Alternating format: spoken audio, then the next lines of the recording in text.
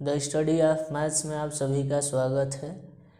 यह वीडियो जो है लास्ट वीडियो है संख्या का, और इस वीडियो में हम लोग कुछ अलग सी संख्याएं, जैसे कि आपने शुरू से पढ़ा है, उन संख्याओं से ही कुछ निकलकर अलग सी संख्याएं बनी, जिनके बारे में हम लोग बात करेंगे। और इन संख्याओं का महत्व इतना ज़्यादा है कि आप देखेंगे कि जब भी आपकी किताब में ऐसी संख्याएं दी जाती हैं तो आप उससे क्या होते हैं, थोड़ा सा इरिटेट हो जाते हैं, घबराने लगते हैं। लेकिन ये जो है रोचक संख्याएं हैं, इनके बारे में आज हम लोग जानेंगे।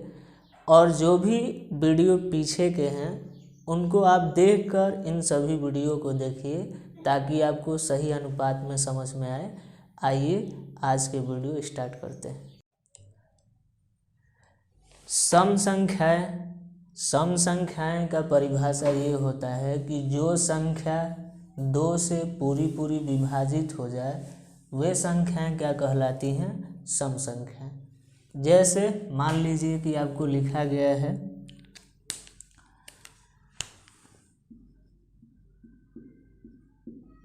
क्या है, 2, 4, 6, 8 डैश डैश, यानी ऐसी सभी संख्याएं जो 2 से विभाज्य हो जाएं, पूरी कट जाएं, वो क्या कहलाती हैं, सम संख्याएं। 2 जो है सबसे छोटा सम संख्या है, या इससे आगे भी जैसे बढ़ेंगे आप तो आपको बताया जाएगा कि 0 भी एक प्रकार की सम संख्या है।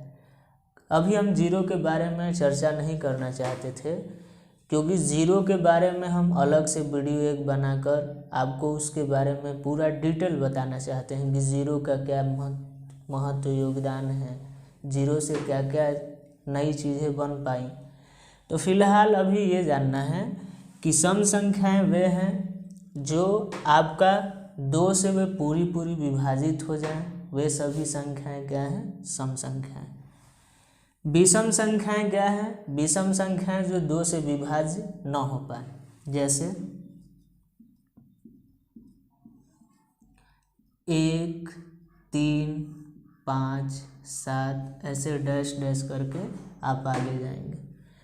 यानी जो संख्याएं आपका 2 से विभाज्य नहीं है, भाज्य नहीं है, उसे क्या कहेंगे, विषम संख्याएं। हमने साथ में अंग्रेजी में भी लिख लिया है, ताकि आपको अंग्रेजी में भी जो है इन बातों को समझ में आए, क्योंकि सारे किताब जैसे आगे आप पढ़ेंगे तो सारी बुक जो होंगी, अच्छे लेवल का मैथ का आपको ज्ञान रखना है तो सारे किताब अंग्रेजी में दिए रहेंगे। तो आप धीरे धीरे इन बातों को अगर जानेंगे तो आपके लिए ठीक होगा। भाज्य संख्या या यौगिक संख्या, जिसे अंग्रेजी में डिजिबल नंबर्स कहते हैं, वे संख्याएं जो 1 से, अपने आप से और अन्य संख्याओं से पूरी विभाजित हो जाएं, तो वे क्या कहलाती हैं, भाज्य या यौगिक संख्याएं। मान लीजिए कि आपका क्या हो जाएगा, जैसे में भाज्य संख्याओं के रूप में लेंगे तो आपका हो जाएगा 2, 4, 6, 9, 12, 15, ये डैश डैश आगे जैसे बढ़ेंगे तो आप देखेंगे कि 2 जो है आपका 1 से भी कटेगा, अपने आप से भी कटेगा। 4 जो है 1 से भी कटेगा, 2 से भी कटेगा, अपने आप से भी कटेगा। 6 भी जो है 2, 3, 1 और अपने आप से भी कटेगा। यानी वैसी संख्याएं जो 2 से, 1 से और अपने आप से भी और किसी और संख्या से कटें, तो ये संख्याएं जो होंगी वो क्या कहलाएंगी, भाज्य संख्याएं या यौगिक संख्याएं। अभाज्य या रूढ़ संख्याएं किन्हें कहते हैं, तो अभाज्य या रूढ़ संख्याएं उन्हें कहते हैं जो 1 से कटे और केवल अपने आप से कटे। ध्यान रहे, अभाज्य संख्या या रूढ़ संख्या वो कहलाएगी जो केवल 1 से कटे और केवल अपने आप से कटे, तो वो संख्याएं क्या कहलाएंगी, अभाज्य या रूढ़ संख्याएं। जैसे आपका 2 हो गया, 3 हो गया, 5 हो गया, 7 हो गया। ऐसे आप आगे जैसे देखेंगे तो 2 जो है आपका ऐसा अभाज्य संख्या है जो सम अभाज्य संख्या है। आपका पेपर में ये ऐसे हमेशा पूछ भी लेता है, जैसे जो कॉम्पिटिटिव एग्ज़ाम के विद्यार्थी हैं वो उनसे पूछेंगे तो आप पाएंगे कि 2 जो है एक ऐसी अभाज्य संख्या है जो सम है, और इसका खास वजह बात यह है कि ये अपने आप से और केवल 1 से कटता है। फिर इसका जो है सहअभाज्य संख्या जो है, सहअभाज्य संख्या का परिभाषा ये होता है कि ऐसी दो संख्याएं जो जिनका उभयनिष्ठ गुणनफल जो होता है केवल 1 होता है, तो वैसी संख्याएं जो होंगी वो क्या कहलाएंगी? सहअभाज्य संख्याएं। जैसे मान लीजिए कि 9 और 8 आपका दिया गया है। 9 और 8 का गुणनखंड करके देख लीजिए। 9 और 8 का गुणनखंड करेंगे तो आप पाएंगे कि 9 बराबर आप लिख सकते हैं इसे क्या, 1 गुणे 3 गुणे 3 ऐसे लिख सकते हैं।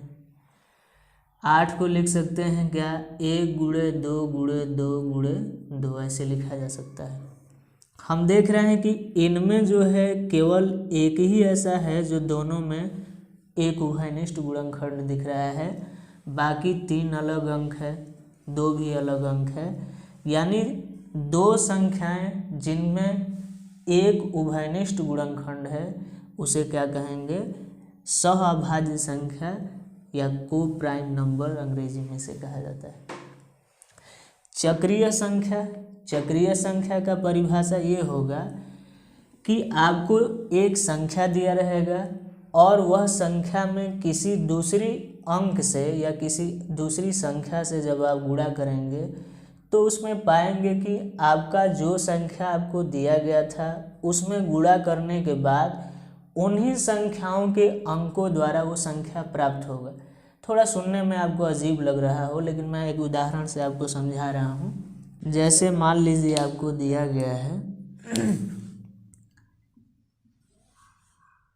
1 4 2 8 5 7 और देखेंगे कि जब मैं इनमें 2 से गुणा कराऊंगा तो 2 से गुणा कराने के बाद जो आपको संख्या प्राप्त होगी वह संख्या इस संख्या में जो अंक प्रयुक्त किए गए हैं उन्हीं अंकों से वो आपका नई संख्या बनी हुई नजर आएगी। जैसे देख लीजिए मैं 2 से अगर गुणा करूं तो 2 से अगर गुणा करूं तो ये क्या हो जाएगा, 2 7 14, 2 5 10, 1 11, 2 8 16, 1 17 हो जाएगा, 2 दूना 4, 1 5, 2 चौके 8 और 2 एकम क्या होगा 2।